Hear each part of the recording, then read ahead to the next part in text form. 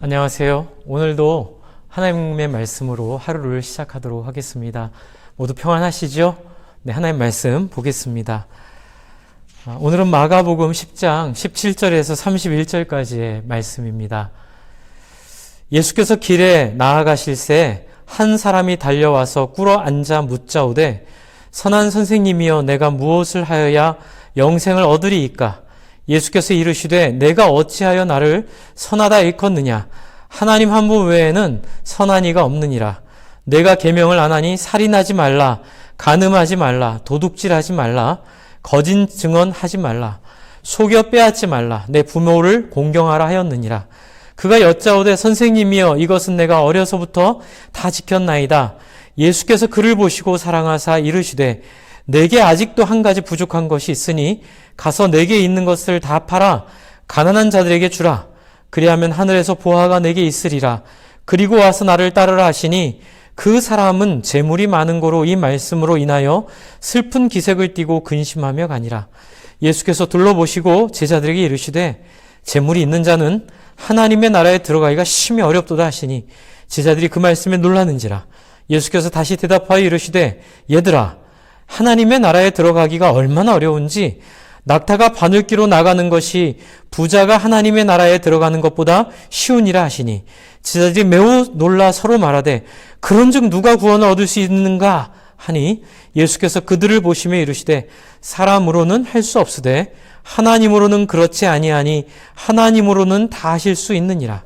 베드로가 여짜와 이르되 보소서 우리가 모든 것을 버리고 주를 따랐나이다. 예수께서 이르시되 내가 진실로 너에게 이르노니 나와 복음을 위하여 집이나 형제나 자매나 어머니나 아버지나 자식이나 전토를 벌인 자는 현세에 있어 집과 형제와 자매와 어머니와 자식과 전토를 100배나 받되 박해를 겸하여 받고 내세에 영생을 받지 못할 자가 없느니라.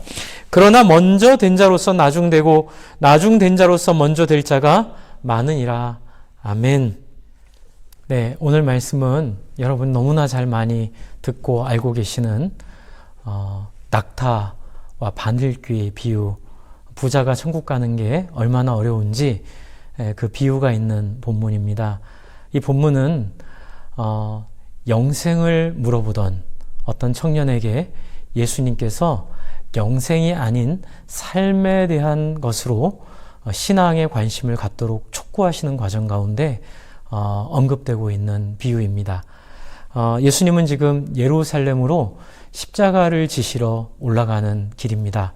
그런데 예수님께 이 젊은 청년이 나와서 물어봅니다. 어떻게 보면 인정을 좀 받고 자기의 어떤 삶을 확인받고 싶은 마음이 있었던 것 같습니다. 나름대로 굉장히 신앙적으로 충실한 청년이었던 것 같습니다.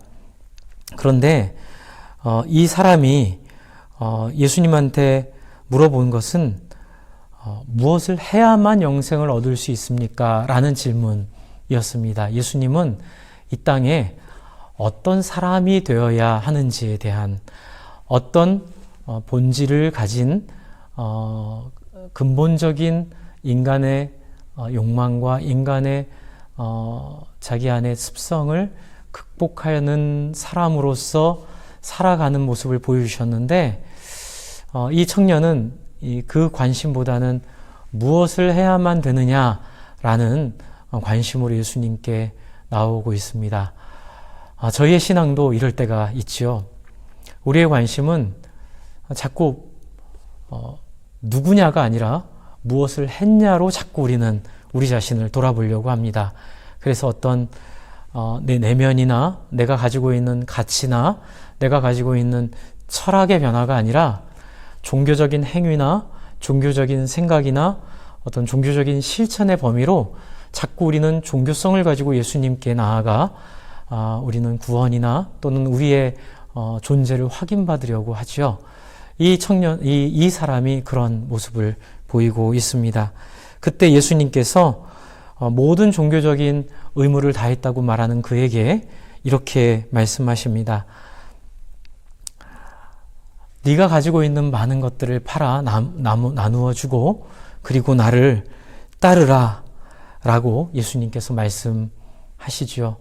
아마 예수님 보시기에 이 청년이 부유한 청년으로 보이셨던 것 같습니다. 물론 예수님이시니 모든 걸 다 알고 계신다고 우리가 또 믿지만 또 이 사람의 외모에서도 부유하고 굉장히 능력 있고 실력 있는 사람으로 보였던 것 같습니다.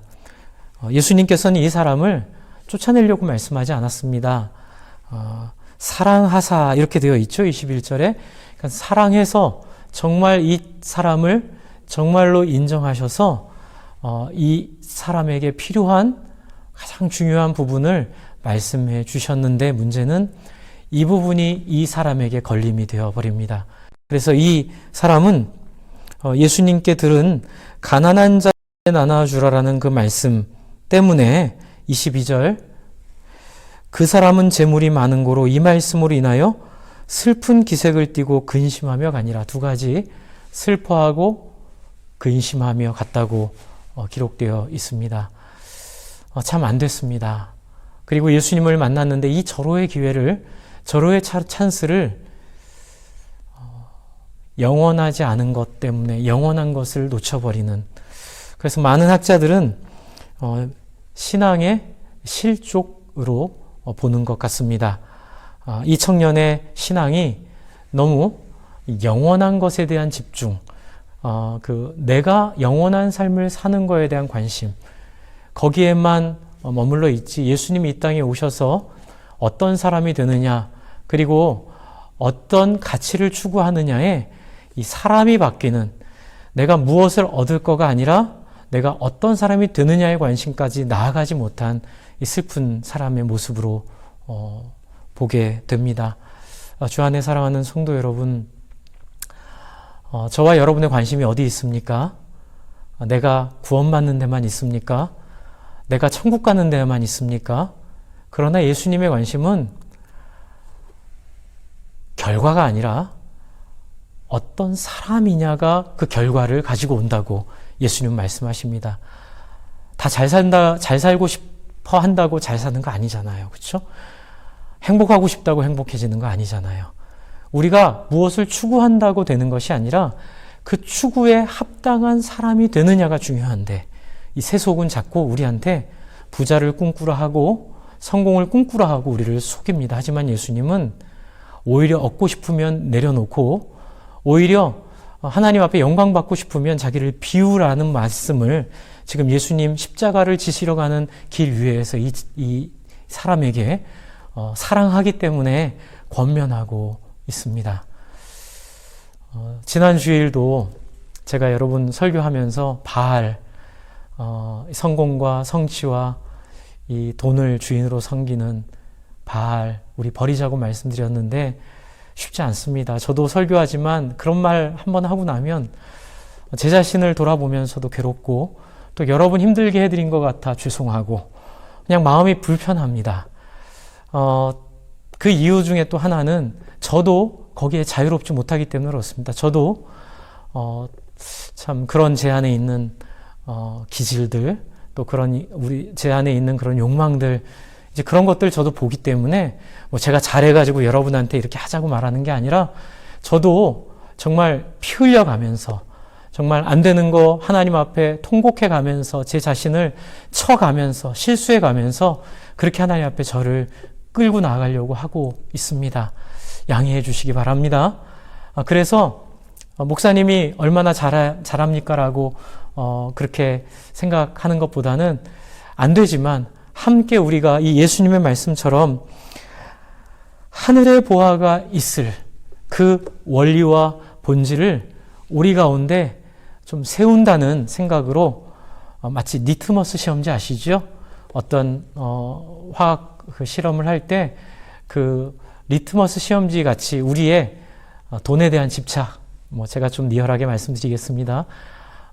좀 또 염려에 대한 집착, 그렇죠? 이 돈에 대한 집착은 염려랑 관계가 있습니다. 그래서 이 미래에 대한 염려가 결국 오늘 나의 재물과 권력에 대한 집착으로 나타나게 되어 있습니다.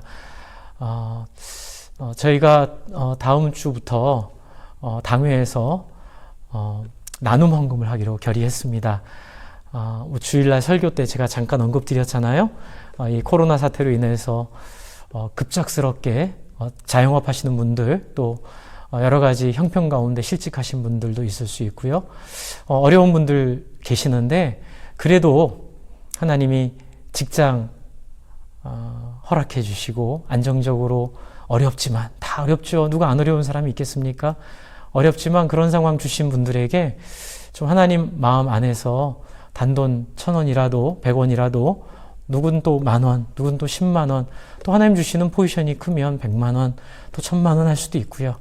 자기에게 주어진 하나님이 주신 상황 가운데 한번 최선을 다하자고 말씀드렸는데, 당회에서 감사하게 그렇게 하기를 해주셨습니다. 감사합니다. 근데 여기에 굉장히 중요한 거 하나 있습니다. 안 어려운 사람이 어디 있겠습니까? 그리고 또 미래에 올 어려움에 대한 염려가 없는 사람이 누가 있겠습니까? 만약 우리가 염려에 붙잡혀 산다면 하나도 나눌 것이 없습니다. 왜요? 2달 뒤에 혹시라도, 3달 뒤에 혹시라도, 5달 뒤에 혹시라도, 이렇게 생각하면 우리는 그 염려의 종이 됩니다. 주 안에 사랑하는 성도 여러분, 우리 염려의 종이 되지 맙시다. 하나님이 오늘 우리에게 주시는 것 있으면 조금이라도, 어떤 사람에게는 크고 어떤 사람이 작더라도 중심을 다하여 우리의 마음을 나눌 때 우리의 염려로부터 우리의 신앙을 독립시키고 우리의 염려를 향하여 명령하여, 오늘 예수님께서 말씀하신 것처럼 내게 있는 것들을 다 팔아 가난한 자들에게 나누어 주라. 그리고 와서 나를 따르라. 그렇죠? 우리 한번 해봅시다. 각자가 가지고 있는 최선을 다해서 함께 나눌 때에 하나님께서 그것을 우리가 예수님을 따르는 증거로, 또는 전제로, 또는 조건으로 인정해 주시고 하늘의 큰 보화를 저와 여러분에게 허락해 주실 줄 믿습니다. 염려하지 않을 때에 하나님께서 염려할 일을 저와 여러분의 인생 가운데 일어나지 않도록 하나님이 역사할 것을 믿으시기 바랍니다. 그 마음으로 우리 함께 하나님의 소원을 따라 우리의 삶을 드리면 좋겠습니다. 하지만 이 사람은 슬프게도 그렇게 하지 못합니다. 그래서 슬픈 기색을 띠고 근심하고 가게 되고요. 저와 여러분 가운데는 이러한 비극적인 결말을 쓰는 사람 한 명도 나오지 않기를 간절히 기도하고 부탁을 드리고요. 이제 제자들도 깜짝 놀란 거예요. 아니 이게 웬 말인가? 아마 내가 무슨 말을 들었지? 아마 이렇게 제자들도 지금 굉장히 당황하고 있는 것 같습니다. 왜냐하면 그 당시에 신앙의 기본은 야곱이 받았던 축복, 아브라함의 축복, 다윗의 축복, 그 축복은 영적인 축복과 더불어 이 자녀가 많아지고 이 많은 땅을 가지게 되고 이 지경을 넓히는 이런 축복으로 생각을 했어요. 그런데 예수님께서 오셔서 그 불완전한 축복의 개념을 예수님께서 완성시켜 주셨습니다. 이제는 예수님 오셨기 때문에 우리 안에 그런 염려하지 않아도 된다고 말씀하십니다. 이미 이 세상의 모든 자원은 하나님의 뜻대로 사는 사람들의 것임을 믿으시기 바랍니다. 제자들은 지금 그걸 물어보고 있는 거예요. 그래서 근심합니다. 아니, 우리는 그게 하나님 축복인 줄 알고 살았는데, 그러자 예수님께서 비유를 주신 게 낙타가 바늘길로 나가는 것이 부자가 하나님 나라에 들어가는 것보다 쉽다. 그러니 뭐냐면 재물을 섬기고는 하나님 나라에 갈 수 없다. 이렇게 선언을 해버리십니다. 그래서 제한적이고 원시적인 어떤 우리의 한계를 따라 주셨던 계시가 이제 예수님을 통해 완성이 되는 것이요. 그래서 더 이상 우리는 그러한 세속적이고 세상적인 복을 추구하지 않아도 되는, 왜냐하면 예수님이 우리의 삶을 통해, 예수님의 삶을 통해 하나님의 백성으로 사는 사람의 이 자유를 보여주셨기 때문에 이제 예수님 말씀처럼 27절 사람으로는 할 수 없으되 하나님으로는 그렇지 아니하니 하나님으로는 다 할 수 있느니라. 할렐루야. 그렇죠. 네, 우리 부자로 안 살아도 됩니다. 우리 추구하지 않아도 됩니다. 하루하루 하나님 주신 은혜 가운데, 하나님 주신 인도함 가운데 한 걸음 한 걸음 살아가면 여러분 어떤 재벌보다도, 어떤 부자보다도 마음의 여유뿐만이 아니라 삶에 하나님이 보존하시고 보호하시는 삶의 보장 가운데 사실 줄로 믿으시기 바랍니다. 그래서 이제 28절부터 31절에는 제자들이 이제 흥분을 하죠. 그런데 이것도 불완전합니다. 왜냐하면 제자들은 아직도 예수님의 이 말이 뭔지 모르고 있어요. 그래서 마치 이 보상을 28절에 베드로가 나와서 불안해서 하는 얘기예요. 예수님, 저희는 모든 것을 버리고 주를 따랐으니 뭐 달라는 거죠? 세상적인 보상 주실 거지요? 이렇게 말하고 있죠. 왜냐하면 바로 어제 말씀도 그렇고 그제 말씀도 그렇고 아이들을 무시하는 제자들의 모습도 유익이 안 되니까, 쉽게 말하면 돈이 안 되니까 그렇게 한 거예요. 이런 표현에서 죄송하지만 그냥 이해하기 쉽게 하려고 말씀드립니다. 그냥 아이들 섬겨봐야 이익이 없으니까, 유익이 없으니까 그냥 아이들은 배제하려고 했을 때 예수님이 아이들 더 보호해 주시고 그렇게 사람 대하는 거 아니다 말씀하시고, 또 전날 말씀에서는 누가 높은 자리에 오를 것이냐 가지고 싸웠잖아요. 그러니까 이 제자들은 아직도 하나님의 나라를 그렇게 세속적인 방법으로 생각하고 있는데, 예수님께서 29절에 이렇게 말씀하세요. 내가 진실로 너에게 이르노니 나와 복음을 위하여 집이나 형제나 자매나 어머니나 아버지나 자식이나 전토를 벌인 자는 100배나 받고 내세 영생을 받지 못할 자가 없다. 이렇게 말씀을 하시니까 아마 제자들은 오해했을 거예요. 마치 신천지가 말하는 것 같이 또 타락한 모슬렘들이 이렇게 인샬라 하면서 지하드 하면서 전쟁에 참여해서 죽으면 천국에 가면은 세상적인 사람들, 세상적인 재벌들처럼 산다고 이렇게 사람들을 유혹하는 그 잘못된 신앙으로 이들이 이해하고 있지만, 예수님께서는 그게 아니다. 하나님이 너에게 보답해 주시는데 그 방법은 하나님의 방법이 될 것이다. 그것이 바로 31절 말씀입니다. 그러나 먼저 된 자로는 나중되고 나중된 자로는 먼저 될 자가 많으니라. 이 말의 뜻을 좀 해석을 해보면, 세상의 계산과 세상의 가치, 너희들이 생각하는 그런 건 아니야. 하나님 나라의 질서와 하나님 나라의 순서와 하나님 나라의 법칙이 있는데 그 가운데 이루어질 거야. 그래서 사도 바울이 로마서 14장 17절에 이런 말을 했습니다. 하나님의 나라는 먹고 마시는 것이 아니요 오직 성령 안에서 의와 평강과 화평이니라. 아멘. 예수님이 우리에게 주시는 보답, 예수님이 우리에게 주시는 것은 영생이라는 어떤 목표나 타겟, 어떤 성취가 아니라 그것은 결과입니다. 영생은 목적이 아닙니다. 어떤 결과냐면 하나님의 백성으로의 삶을 회복한 사람의 결과예요. 그래서 우리에게 중요한 건 뭐예요? 우리의 주인이 하나님으로서 염려의 종되지 말고, 세상의 종되지 말고, 담대하고 능력 있게 하나님의 보호하심을 믿고 이 세상을 자유함으로 살아가는 삶입니다. 그것이 바로 의와 평강과 화평의 삶이 되는 것이죠. 그렇게 됐을 때 왜 저와 여러분의 삶 속에 자유가 있을 줄을 믿습니다. 영생이 있을 줄을 믿습니다. 그 영생은 신천지가 생각하는 그런 세속적인 영생이 아니고 모슬렘들이 생각하는 그런 세속적인 영생이 아닙니다. 그 영생은 이 세상 가치와 다른 하나님의 성품으로 서로를 배려하고 사랑하고 서로에게 양보하고 서로를 살리는 놀라운 하나님 나라의 역사일 줄을 믿습니다.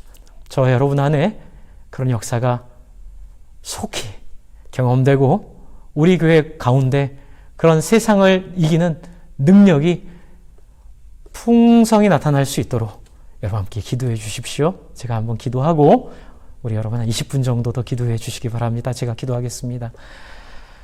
하나님, 세속적인 삶 가운데 욕심 가운데 뒹굴며 참 비참한 인생을 살 수밖에 없던 우리가 무엇이 관데 예수 그리스도를 알게 하시고 그분의 사랑으로 높은 뜻 놀라운 인생 살게 하셨습니까? 하나님 감사합니다. 이 영광스러운 인생을 누리기를 원합니다. 또한 이런 영광스러운 부름이 얼마나 가치로운지를 깨닫기를 원합니다. 하나님, 우리 사랑하는 한 분 한 분 성도님들의 인생을 하나님이 붙잡아 주셔서 모든 염려를 끊게 하여 주신 줄을 믿습니다. 감사합니다. 하나님, 염려로 끌어안고 사는 인생 되지 않게 하시고 하루하루 하나님의 주시는 은혜 가운데 많이 나누고 섬기며 오지 않을 행복을 위하여 오늘을 희생하지 않고 오늘을 하나님의 백성으로 마음껏 누리는, 그래서 하나님 주님이 주실 그 약속과 언약의 성취를 기쁨으로 누리게 되는 하나님 나라의 놀라운 삶으로 우리 성도님들 인도해 주십시오. 많이 나누게 하시고 많이 섬기게 하시고 담대하게 하시고 하나님 주님의 놀라운 영광스러운 인생 살게 해 주십시오. 예수님 이름으로 기도합니다. 아멘. 같이 기도하겠습니다.